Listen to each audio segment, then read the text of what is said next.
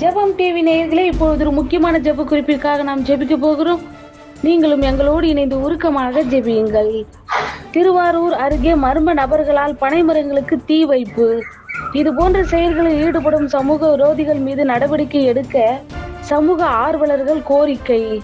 உபாகமம் 20:20 சொல்லுகிறபடி, புசிக்கிறதற்கு ஏற்ற கனி கொடாத மரம் என்று நீ அறிந்திருக்கிற மரங்களை மாத்திரம் வெட்டி அழித்து என்று வேதம் சொல்லுகிறது.